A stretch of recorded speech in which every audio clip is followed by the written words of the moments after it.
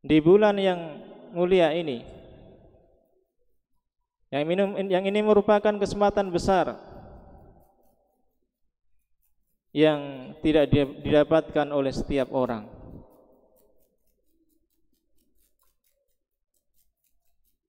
Marilah kita gunakan waktu-waktu kita ini untuk memperbanyak bekal kita di akhirat kelak. Kita perbaiki amalan-amalan kita, puasa kita, qiyamul lail kita, sedekah-sedekah kita, dan amalan-amalan yang lainnya. Terutama perkara yang harus kita perhatikan supaya amalan-amalan kita bernilai di sisi Allah Subhanahu wa taala di bulan yang mulia ini. Kita perlu mengoreksi amalan-amalan kita. Sudahkah kita melakukannya dengan penuh keikhlasan hanya karena Allah Subhanahu wa taala? Karena dengannya amalan kita akan bernilai. Dan kalau itu hilang, tidak ada pada amalan kita tidak berguna sama sekali. Walaupun kita sudah susah payah, walaupun kita sudah mencurahkan kekuatan kita, maka itu tidak ada gunanya di sisi Allah Subhanahu wa taala. Ada suatu kisah yang menunjukkan pentingnya keikhlasan di dalam amalan kita supaya amalan kita bernilai di sisi Allah Subhanahu wa taala dan menjadikan beratnya timbangan amalan kita nanti. Yaitu suatu kisah yang disebutkan oleh para ulama dalam sebuah kitab Wahyul Qalam. Kisah orang pada zaman dahulu yang bernama Abu Sayyad. Seseorang yang bernama Abu Sayyad. Abu Sayyad ini, ayyuhal ihwa rahimani wa rahimakumullah, dia pernah mengalami kebangkrutan. Hartanya habis sama sekali. Istri dan anaknya sudah menangis-nangis di rumah karena lapar. Maka dia setelah itu datang kepada seorang guru yang dia miliki. Dia datang ke gurunya dan berkata, "Wahai guru, saya sedang ada masalah, yaitu masalah ekonomi. Hartanya habis." Maka gurunya tersebut kemudian salat 2 rakaat. Setelah itu berdoa meminta kepada Allah Subhanahu wa taala. Setelah itu gurunya mengajak Abu Sayyad ke laut. Karena Abu Sayyad ini seorang pelaut, seorang nelayan. Ayo kita ke laut. Coba kamu lemparkan jala kamu. Coba lemparkan jaring kamu.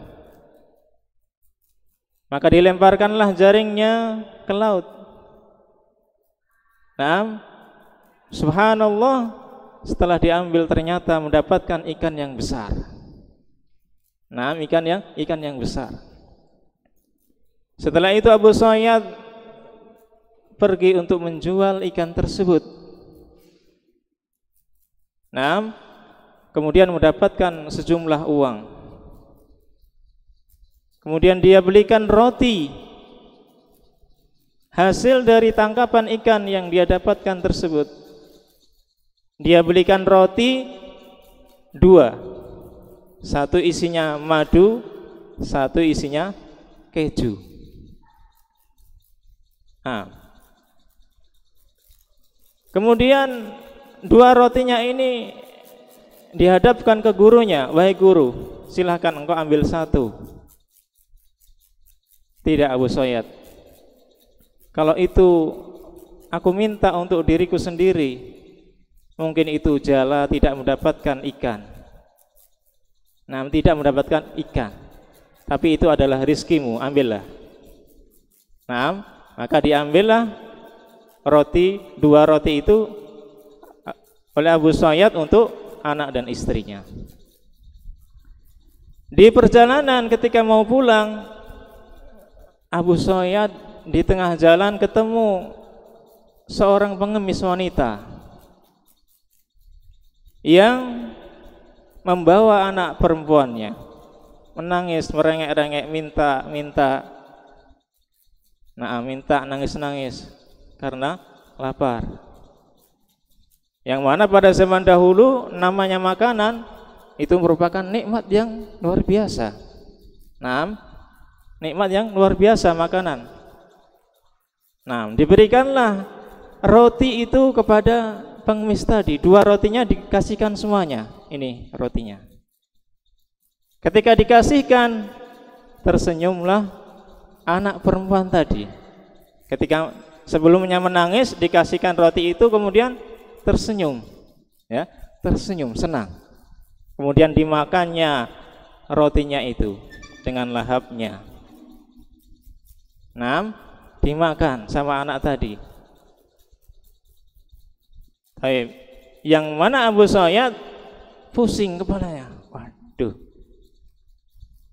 di rumah ada anak dan istrinya yang menangis karena lapar. Kemudian Abu Sayyad tidak patah semangat. Kemudian dia pergi ke pasar. Mungkin ada sesuatu yang bisa dia lakukan untuk mendapatkan rezeki. Datanglah dia ke pasar.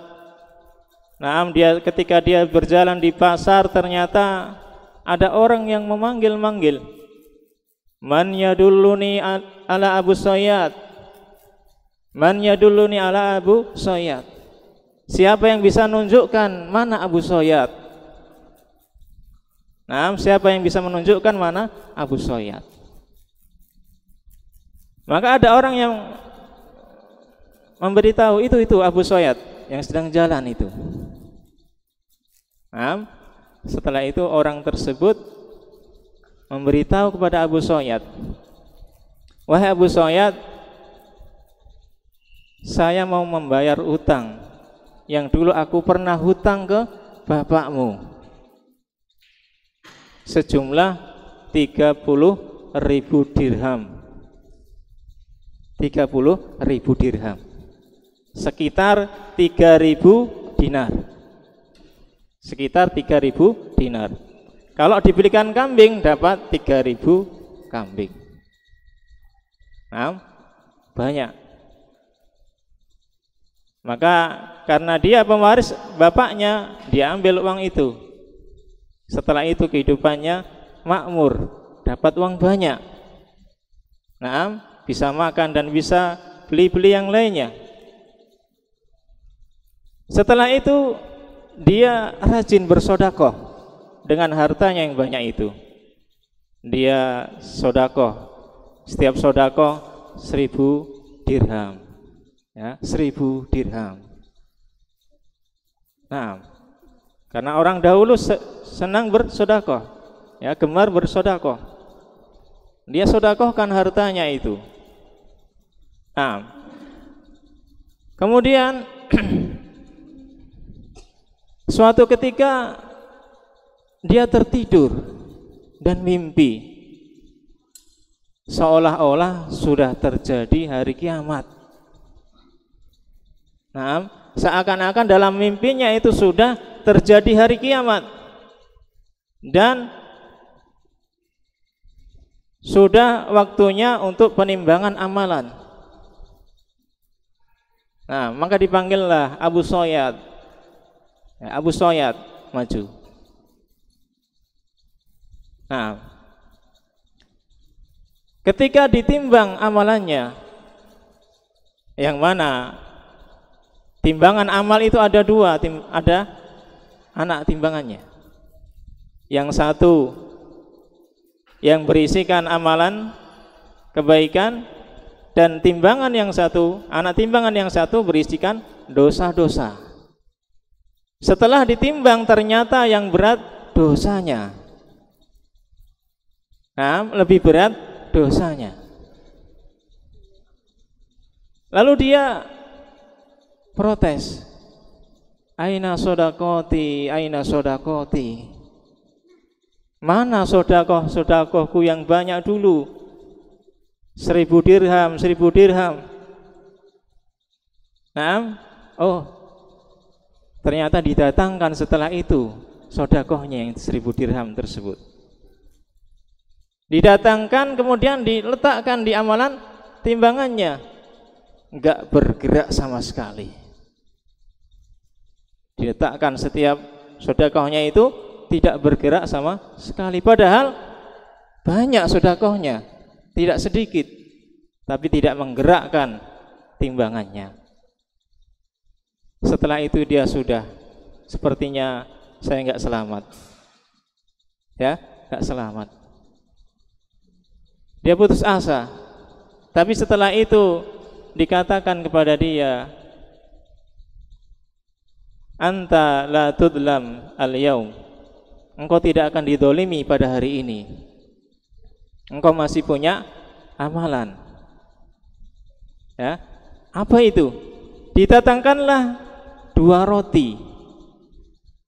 Nah, dua roti. Bayangan dia, apa nilainya 2 roti dibandingkan sedekahnya? Nah, sedikit, ya, cuma dua roti. Ternyata yang membuat amalannya, sedekahnya enggak diterima dan tidak memiliki bobot timbangan, karena kan di setiap dirham yang dia infakkan ada syahwatun nafs, ada syahwat, keinginan untuk bersedekah, suka gemar untuk bersedekah, senang untuk bersedekah. Nah, itu yang mendasari sedekahnya, bukan karena lillahi ta'ala, bukan karena ikhlas karena Allah ta'ala, tidak. Tapi ada unsur syahwatun nafs, ya, hanya ingin dan senang bersedekah, tidak ikhlas karena Allah, maka enggak ada bobot sama sekali. Lalu ditimbanglah 2 roti yang dia berikan kepada pengemis tadi. Ternyata setelah ditaruh sama, luar biasa, ya, sama. Yang asalnya berat dosanya ini sama. Wah, dia mulai optimis ini, dia optimis. Dan masih ada lagi amalan yang belum ditimbang ternyata. Apa itu? Yaitu senyuman anak perempuan tadi. Ketika dikasih roti kemudian senyum dia, itu belum ditimbang. Yang mana ayyuhal ikhwah, termasuk perkara yang dicintai oleh Allah adalah amalan. Naam, sururun tudkhiluhu ila muslim.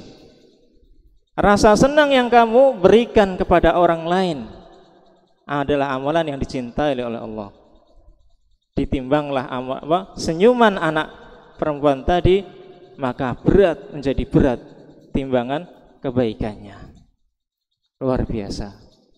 Nah, maka dari itu ayyuhal ikhwah rahimani wa rahimullah, marilah kita muhasabah, kita koreksi setiap amalan-amalan yang kita lakukan, terutama amalan yang kita kerjakan di bulan yang suci ini, di bulan yang mulia ini. Marilah kita amalkan dengan keikhlasan, tulus kepada Allah Subhanahu wa taala. Jangan sampai dicampuri dengan perkara yang lain. Hanya ingin ikut-ikutan saja karena yang lain mengerjakan ikut, atau biar tidak dihukum, atau yang lainnya. Jangan, nanti enggak ada nilainya di sisi Allah Subhanahu wa taala. Nah, ini pentingnya keikhlasan yang harus kita jaga di setiap amalan yang kita amalkan.